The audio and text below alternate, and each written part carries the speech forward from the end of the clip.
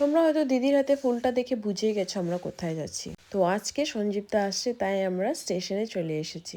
আমরা স্টেশন পৌঁছাতে পৌঁছাতে ট্রেন অলরেডি ঢুকে গেছিল, তাই আমরা দৌড়িয়ে দৌড়িয়ে যাচ্ছিলাম। আর সেই সময় দেখি সঞ্জীবদা অলরেডি ট্রেন থেকে নেমেই গেছে।